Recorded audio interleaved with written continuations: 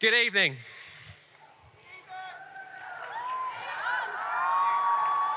If you can hear me, say hey. If you are on the left side of the tent, so for this line here on the left, if you can hear me, say hey. Average. If you're on the right-hand side of the tent and you can hear me from the front to the back, give me a deep huh. Better. On the left. On the right. On the right. On the right. On the left. Now, just so I know that you're listening throughout this message, I might just drop in on the left. And as quickly as you can, respond. Have you got this?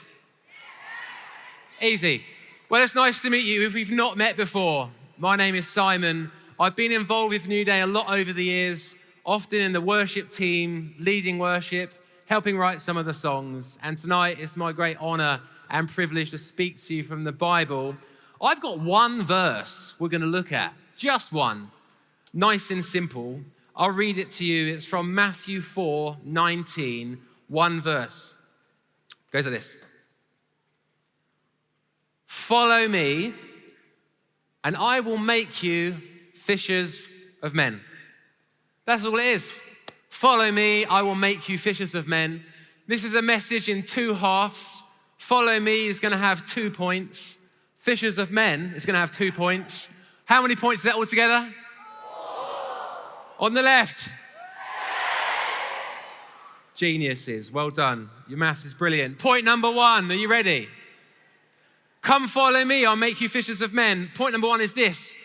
It's about your location. You see, when Jesus called people, he met them where they were at in their location. He didn't just sort of stand still and wait for people to come to him. You know, I'm just going to stand here all day between 1 and 5 p.m. If you want to be my disciple, come and sign up. Here's where I'm at. Now, he didn't do that. He walked around to their locations. Matthew 4, Peter was fishing. Jesus went, said, hey, follow me. Later on in John 1, Philip in Galilee, Jesus sees him, he goes to him and he says, follow me. In Luke 5, Levi sitting in a tax booth. It's quite a lonely place. It's a place of shame. He went over, he says he saw Levi, he went to his location and he says, follow me. Jesus didn't just sit down and wait passively. Who's going to be my disciple? If I just wait here, someone will follow me. No, he got down. Jesus had legs and he walked around. He walked around Galilee. He walked around Nazareth. He found peace. I'm coming for you. I see you. I see you. I've come to your location. I know how you're doing. I've seen you this year. I know the things that have made you happy. I know the things that you're struggling with inside. I know there's a big smile on your face, even though you're an Aston Martin fan. It's been a difficult weekend, I know. I see you. Come follow me. He walked around. He just walked. He saw something. There's another guy right there. I see you. I see you. I know you. Hey. I have seen you every single day since Newday 2022. There's not been one day you've walked on your own. I've come to you. I've come to your location. Come follow me. This is what Jesus was like. He didn't just wait. He walked. That's the God that we worship.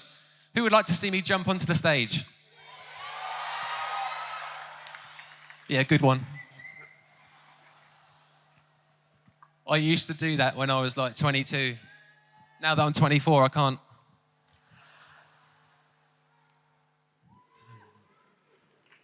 Point number one, your location. Jesus comes to meet you where you're at. I have been in my life, looking back, at moments like a spiritual Iron Man. Like I've fasted and prayed and seen things happen, and I prayed for money, and I've just been a man of the kingdom. And in that place, I've met Jesus. He's come to me. I've also been a lonely, rejected 16-year-old, lost my friends, kicked out of a band on my own, and in that place, Jesus came and found me. I have been, figuratively speaking, curled up in the floor in my own prison, chains of my own sin, and in that place, Jesus has met me. Friends, Jesus meets you exactly where you're at. Tonight, you might be on the front foot spiritually. You might be caught up in things nothing to do with God. Football, Fortnite, your friends. Wherever you are, Jesus comes to your location. Tonight, you might even be in a tax booth of shame. You know, you've turned up at Newday, everyone's singing and dancing and happy, and you're like kind of wanting to join in with the banter, but inside you're broken and hurting and the tears are just here and you're struggling. Jesus comes to your location, comes exactly where you are, and he's coming to you tonight. That's point number one. On the right.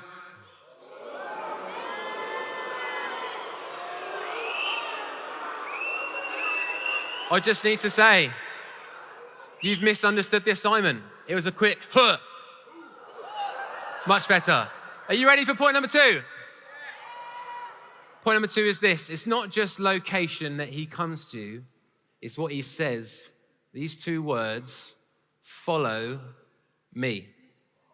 Notice he didn't say this. Hey, follow these rules. Or follow religion, right? What did he say? He said, no, follow me. Really simple. Christianity is about following a person. You know, when I was in probably year 10, 15 years old, I caught myself thinking one day, what does it mean to be a Christian? And all I could do was put it down to these three things. One, don't get drunk. You know, I knew in my youth group we learned alcohol, whatever, but don't get drunk. Christians don't get drunk. Okay, gosh, you know, year 10, that kind of age. Going to a party, they might start passing around some alcohol, you know, oh, don't get drunk. Second one, don't have sex unless you're married. You know, that's what we got taught. Okay, gosh, that, you know, and you're 15, your body's changing, blood's pumping all around the place. You're like, oh, okay, what do I do? Girls have gone from that's like bad to you're quite attractive. But no, rule number 2, don't have sex unless you're married. And then number 3, every Sunday go to church. You need to go to church. I remember pondering, these are like, is this what it is? Is this what being a Christian is all about? Friends, that's following rules, not following a person. Even if a person is behind these concepts, it's a difference between just following rules or following a person. And then it was around the age of 16, I understood that you could have a friendship with God, a relationship with God, just like you do with your mates. And like you spend time with your mates, right? You hang out, you play games, you go to Macca's, you connect, you have a laugh. I understood at the age of 16, you can actually do that with Jesus. When Jesus came to Matthew and said, come follow me, he wasn't like, great, here's my account at Jesus Christ, just hit follow. I'll see you in a few years, mate, bye. No, he literally said, follow me as a physical person. They did day-to-day life with Jesus. One day, they just see him preaching to a crowd. Another day, he'll be, as Adrian said, healing physical bodies. Another day, he'll be standing up to the Pharisees, telling them they're hypocrite. Wow, what a guy. And at the age of 16, I realized that same Jesus, by the Holy Spirit, is living in me and close to me, I get to actually walk with him. And someone encouraged me to do this, said, you can walk with God and talk to him as if he's literally right here next to you. And at the age of around late 15, 16, I learned just to go for a walk early in the morning, before school even started, by the canal in Woking, of all places. And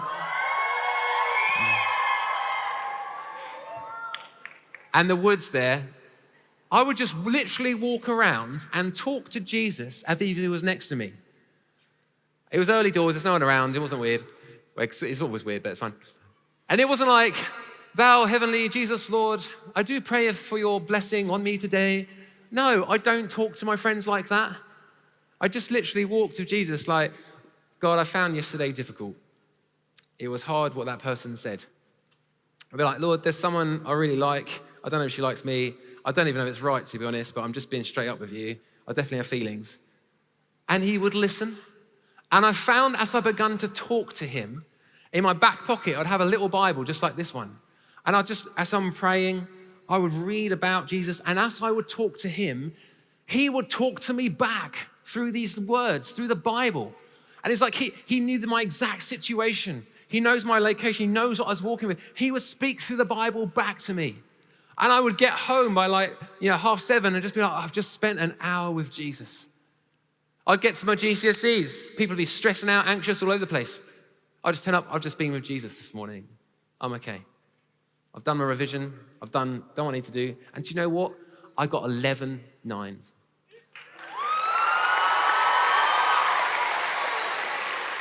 I didn't at all. I got a few A's and B's. I got, letters is old money. I got a D in German, sad times. But here's the thing, I wasn't stressed out and anxious. What happened here? I learned to have a relationship with a person, not with rules. I remember being 16 years old, going out for my birthday with some of my mates in my school. And one of them came up to me and said this, Braden, just as we were walking into the restaurant, hey, Braden, do you want some hash? Do you want some drugs? I just said to him, no, I'm okay, thanks. And it wasn't like, oh, I really do, but I know I shouldn't. Or I really do, but the rules say don't. No, I've been with a person who's changed my life. I've been walking with somebody who knows me through and through. I've been with a person who's been talking to me and stirring in my spot. I've been walking with the Holy Spirit day by day. I don't even want it. It wasn't even a hard decision. When you meet somebody who sees you inside out, walks with you day to day, and loves you with an everlasting love, it transforms you and it actually makes you want to walk in righteousness. It wants to make you want to make good decisions with your life. And you read through things that, these aren't rules, these are things written on the inside that make you want to follow Jesus. So here's the problem with rules, right? One of the problems with rules is I like breaking them. It feels so good. I'm the kind of guy that if there's a sign that says, don't step on the grass, I'm like, yeah, no. What are you gonna do about it? Like, this isn't good, right? When I see a rule, there's something in me, like a little slight rebellious streak, I just wanna break it. And that's not good, in its sort of raw sense. Sometimes you wanna kick against authority. I know there's no one else in the whole tent like that. That's just me, isn't it? Do you know what I found as I opened this book and I looked at Jesus? I found somebody who both his whole life never sinned and walked for God perfectly, but also there were extra rules that were put on him by the Pharisees and other people, and he broke those rules. Jesus was a rule breaker. He was both like somebody who was happy to stand up to hypocrisy and stand up against injustice. Say, no, I'm not gonna do that. I'm not gonna live under that. And he both perfectly followed the law. I was like, what a guy. What a man this is. I'm gonna follow you. And you suddenly see this leadership, this man appear that, wow, I wanna follow him. I wanna be around him. Some of you young men in the room, you're confused about what it is to be a man. Culture's telling you one thing, Tate's telling you this thing. You're seeing something, I don't wanna be like that. Or should I be like this? I don't know if I am a man. What does it take to be a man these days? When you look at Jesus and you start to walk with Jesus, you see the most perfect, pure-hearted, strong man that ever existed, filled with compassion, filled with love, and walked in righteousness before a holy God. That I want to follow him. Some of you girls, when I talk to you about having a relationship with a man, you're like, no thanks. Every man I've got close to, they just want one thing. I don't want to be around that. I don't trust men. They either walk out or it goes bad. Let me tell you, when you open the Bible, you start to walk with Jesus, you find a man, the way he is with women, the way he created a safe space for them, the way he showed compassion, the way he even defended women and told other people to go away and just created safety and love. I want to be with that guy. Open bracket. On Wednesday afternoon, we have a seminar just for guys in this big top, 3 p.m. And on Thursday, one just for girls, 3 p.m. to talk about this very topic. What does it mean to be a man? What does it mean to be a woman and walk with Jesus? I encourage you to go, close bracket. When you walk with Jesus, you discover who you really are. And this is the heart of the gospel, right? He says, come follow religion. No. Come follow rules. No. Come follow me. So Newday, I have a question for you.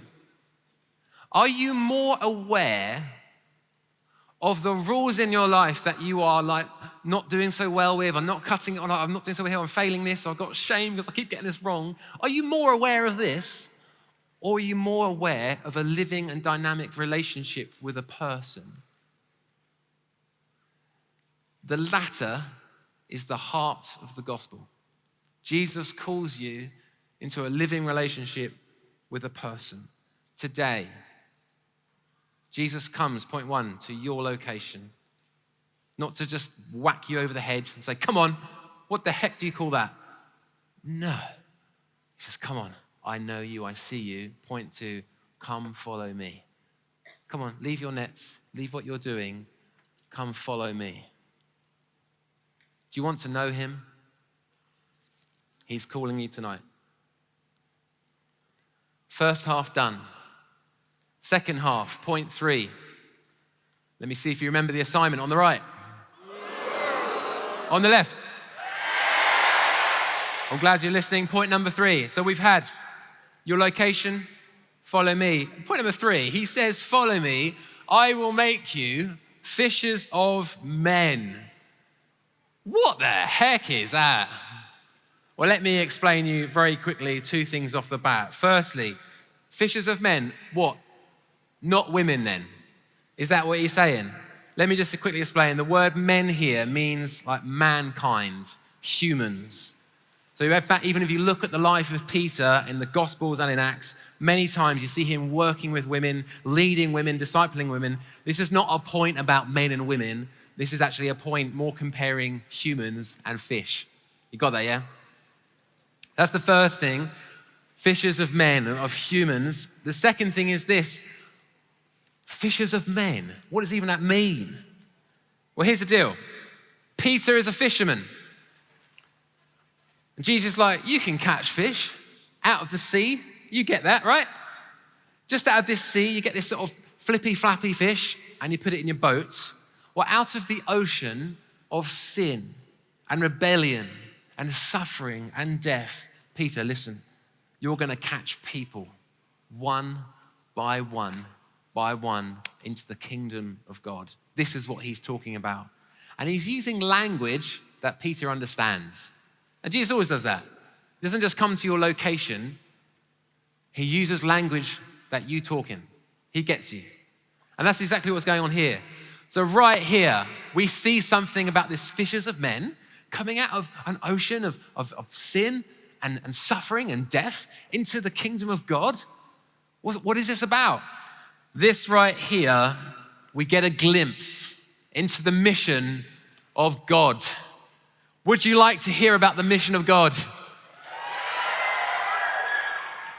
On the left. Would you like to hear about the mission of God on the right? Here goes. Strap in your seatbelts. Here is where it changes pace. Let me tell you something of the mission of God. Jesus is about people. People with hearts, stories, lives, backgrounds, people with heads, bodies, brains. He's about people, the world that he loves. Yet he's about creation as well, but particularly people. And Jesus said later on in Matthew, see if you get this one, I will build my, that's about like 12 of you on the front here. If you know this verse, fill it in. I will build my, still not sure. What Jesus said is, later on in Matthew, I will build my church. I will build my church. Notice he doesn't say, I will build my following, or I'll build my reputation. He doesn't even say, I will build my church building. You know, I will build my church building. No, because the church is not a building, the church is people. And the Greek word we translate as church, ecclesia, means called out ones. People have been called out. And the ecclesia is a gathering of called out ones. So Jesus is saying, I will build my ecclesia. I will build my gathering of called out ones. Let me explain what that means. Each person Jesus has called out, the broken, the hurting, the rebellious, the sinful, the shameful, the ones who just keep making string of bad decisions. I will come to them. I will call them out one by one into a community, the church. Each person, a story of grace. I didn't deserve to be here. My life, I'd made my choices. I was going that way. Out of the blue, he came to me. And he forgave me of everything I ever did wrong. And he knew me and he came to my location and he picked me up and he showered me with grace. And now my life has changed and I cannot take any credit for it. He's done it. Person after person, story after story of the grace of Jesus. He's met them in their location. He said, come follow me. And he's transformed and changed their life by grace. And a community of that is an ecclesia. And why does he do that? So that this group, this ecclesia, and this is the kicker, that they would go and meet the world in their location. Just as Jesus came to them and saved them, now I'm sending you to go, to get off the stage of your life and to go and meet people in their location, to find them, to love them, to treat them with grace and mercy is the call that God gives us in our lives. That's God's mission on planet Earth. This is what he means by fishers of men. It's not just some random fishing trip. Now you might be thinking, the church is a boring. Maybe like this is cool. I like Newday because it's big and the music's cool and there's a big lights and all that. You should come to my church, Simon. It's awful. You know, it's just small. Churches are boring. Can I just help you reframe this a little bit? Sometimes we think church could be boring, maybe because of our own little experience of it. You know, why is he even building that? I don't get it. The church is not some side project for God, right? It's not like God's in heaven playing Fortnite, just distracted and busy. Jesus is like, Father, it's 10:15. They're gathering down on earth. You know, all churches start at 10:30. Do you think we should do that? Go away, I'm trying to kill these people. We're like, yes. Father, it's 10:25. I think we should probably go and show up now. Can you just go out? I'm just gonna kill this thing. Sorry, I'm just completely distracted. What are you talking about again? Father, it's the church, they're gathering. Oh, just send Gabriel. Just get him to do one of his big magic tricks of all the lights and the angels and stuff. They're like that, that's fine. Yes. Father, it's happened again. They gathered in Norfolk showground. There's loads of them there. What even is that again? Newday. You know that thing, they all gather and worship us and they sing, hang on, I want to kill these people. Destroyed them. Should give them the big L. Yes, of course we should. No. Anyway, what are we talking about?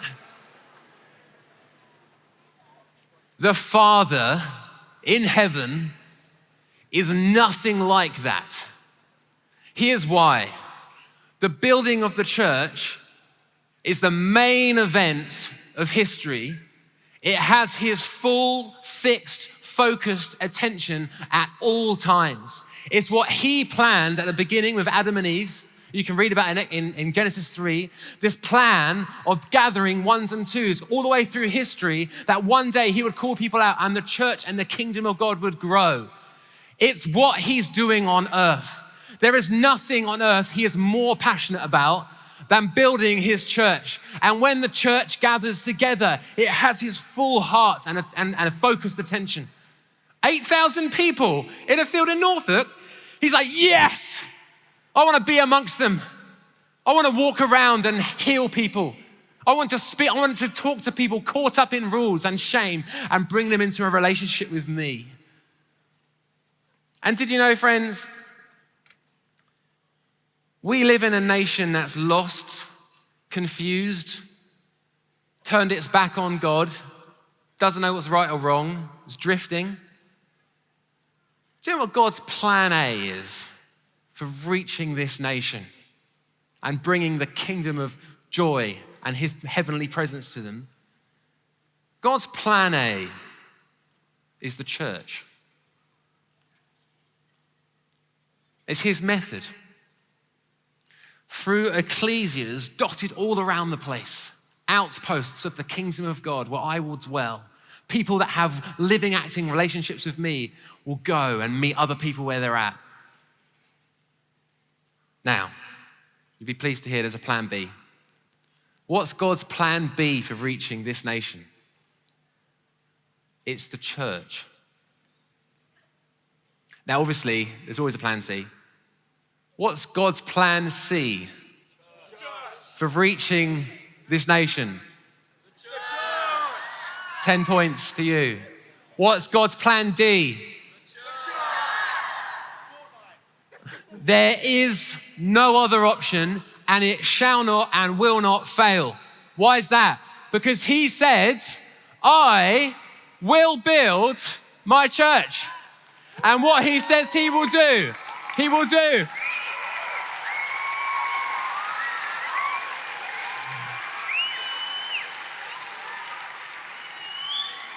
There's a verse in Isaiah 9 that gets read every Christmas.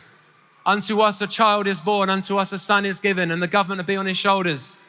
And it goes on to say, and the increase of this government and peace, there shall be no end. Oh, it's going to get bigger and bigger. It doesn't end there though.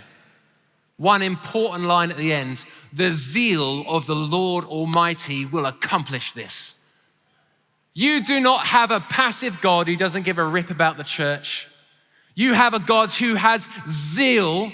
The zeal of the Lord Almighty will accomplish this. He has committed himself to build a people and peoples in the nation and nations. And Jesus, when he came to earth, one of the amazing stories you read about, there's some people who got the church all wrong and they were using the church to buy and sell and trade and take money off poor people and make them not allowed to come to the kingdom. What is this? And Jesus made a whip and turned over the tables. He literally kicked down table. What on earth is going on? And the disciples were like, has he lost it? What's going on? He hadn't lost it.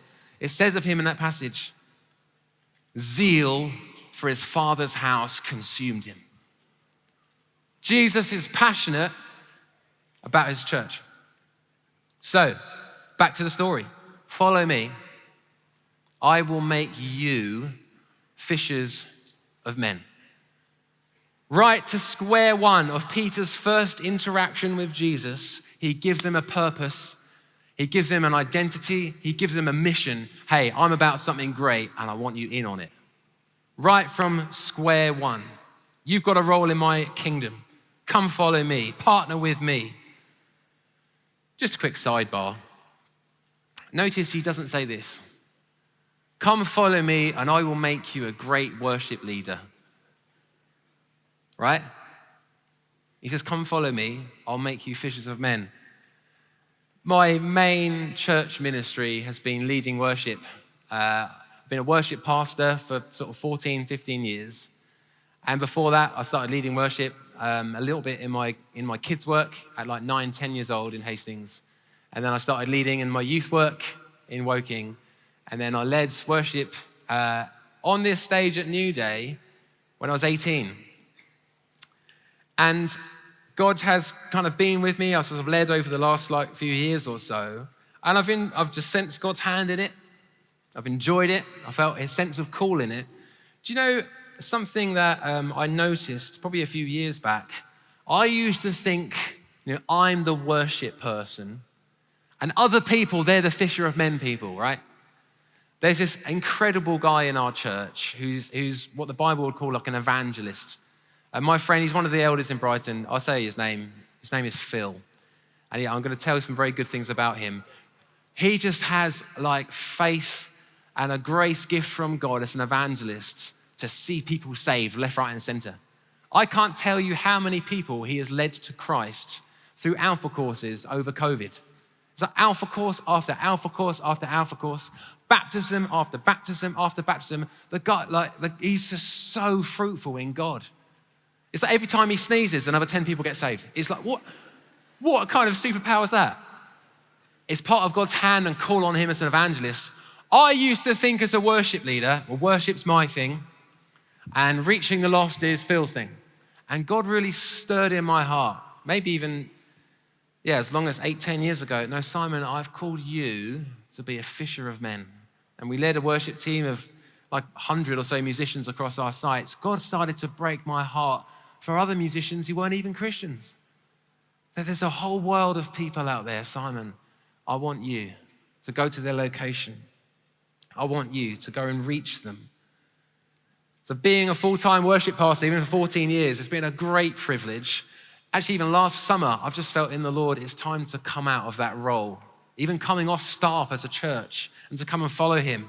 Being in a startup with Anna, I work 2 days a week at a tech company, just loving it there. But I've just felt the call to be in the world and to love and serve people. It's the same calling, different outworking. Some of you right now, you're thinking to build the church, that means I've got to go and work for the church. And for some of you, it might be. But really, that's like 2% of a church. For some of you, you have a calling, you have a desire in your heart to go and be a CEO, to go and be a teacher, to go and be a scientist. And God is calling you in that place to go and be a fisher of men.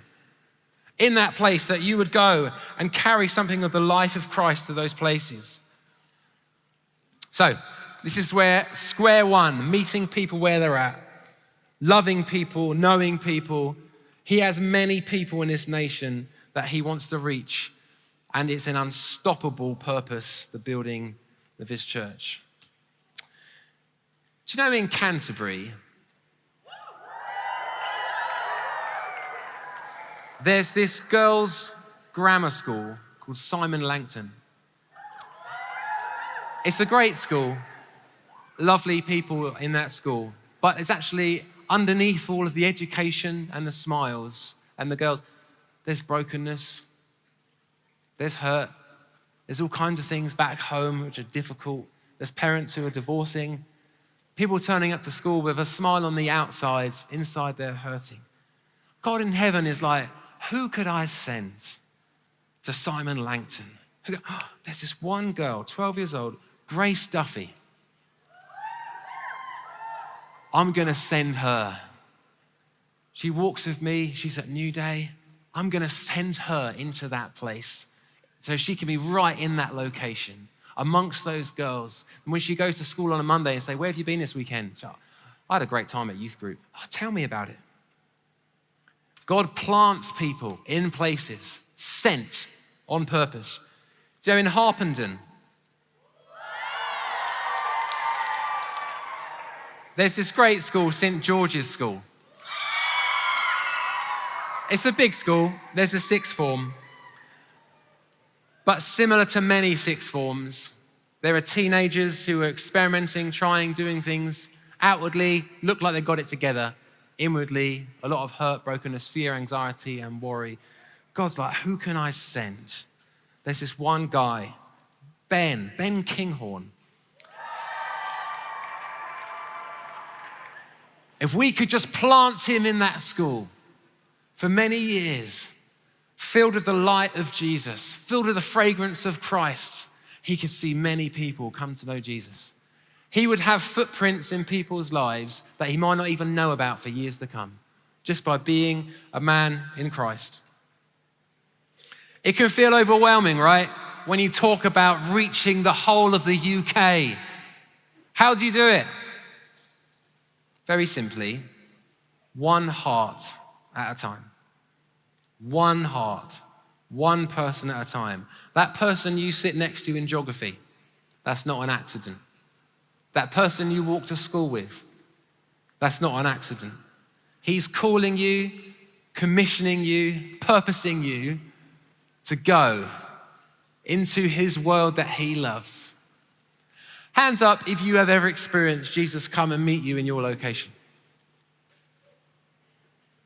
Just look around the room. Keep your hands up. Hands up if you have experienced Jesus meet you in your location with his mercy and grace in some way. Isn't that phenomenal? Hands down. He has called you not just to be someone who receives Jesus, but now to be someone who walks in relationship with Jesus and to be someone who goes and partners with his mission to be a fisher of men. That's point 3. It was a long point, but we got there. On the left. On the right. So number 1, your location. He comes off the stage of heaven, right to where you are at. Number 2, he doesn't say, come and follow a list of rules. Come and follow some religion. No, he says, come and follow me. Come and meet the man who knows everything you've ever done and still pours love into your heart. Come and walk with me. I will take you on an adventure. Number 3 is come follow me and I will make you a great, awesome person. Nope. Number 3, come follow me and I will make you a fisher of men. I am about a great purpose that has been going on for centuries. It will not fail and I want you in on it. Will you partner with him? And point number 4 is this. Jesus empowers you. I think it's kind of cool that Jesus doesn't say, follow me, and if you're really good at it, I'll give you a job. Or follow me, and the elite ones who really make it through, you know, there's always the A-star students, the 9 students. You guys, I'll take you to the next level. Everyone else, thanks so much, off you go. Why did he whoop that? Sorry, no offense. What he actually says is, no, follow me and I will make you a fisher of men. Do you catch that? I will make you fishers of men. He's going to do it. This actually isn't on you completely. I will do it. He takes ownership of you and your growth in God. I will make you. So he's come to your location. He's going to help you. He takes ownership. You know, I made my choice. I chose to be a worship leader. And God in his kindness came alongside and helped me, but he's committed to making me a fisher of men. Simon, let me talk to you. I'm really enjoying the songs that you're writing and this stuff. Do you know there's a lot of people that don't know me? And you start to feel his heart. The closer you walk with Jesus, the more you start to feel his heart for other people. How does he empower us? How does he do it? Day 1 of encountering Jesus, Jesus spoke to Peter. What did he speak? He actually spoke destiny to him. Peter, all he saw was some nets. All he saw was some flippy, flappy, smelly fish. Might not have had much of a vision for his life. Yeah, maybe if I hit the big time, I'll get, start my own fish shop. I don't know.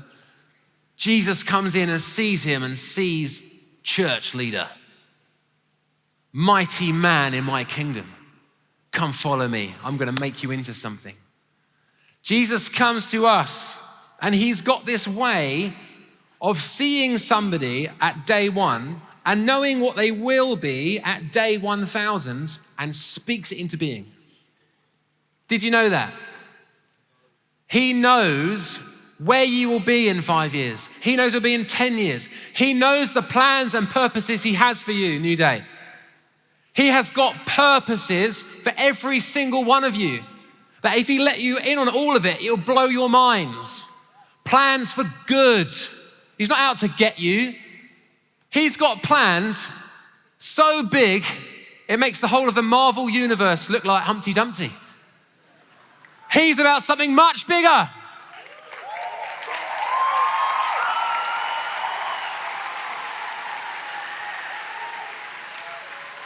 And there's you.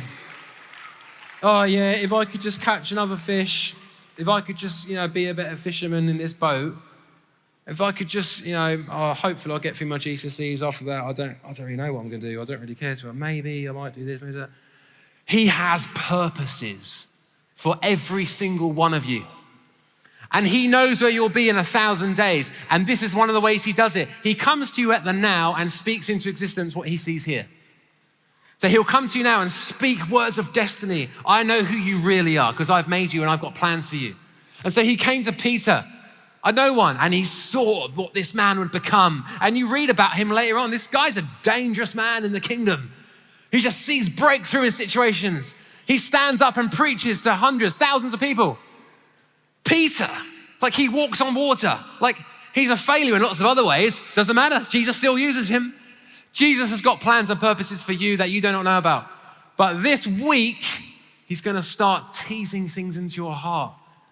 And you're, oh man, I thought my life would be about this. And he's to say, that's good, but you need to leave those nets behind.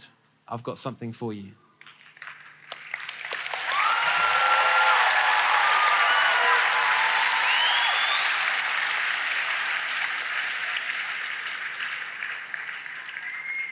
When all you see is a fumbly, insecure teacher,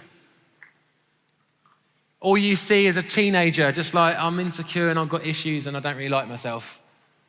Jesus comes to you and says, I see a pastor, I see a prophet, I see a CEO, I see somebody who's going to stand up and make a change in my kingdom.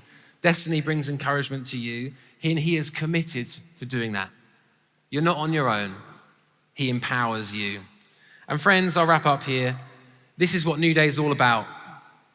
This nation does not need a bunch of boring, rule-following goody-goodies who at their face look like they got it together, but they're sinning in behind the scenes.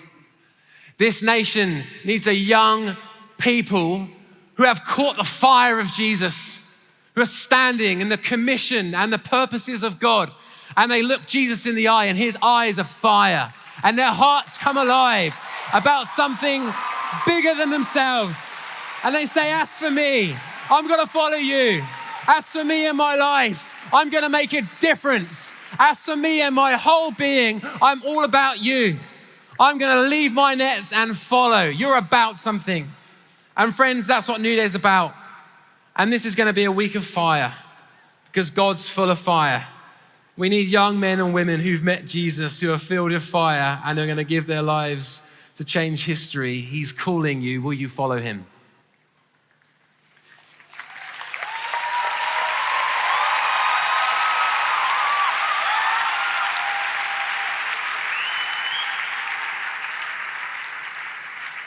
Very quietly,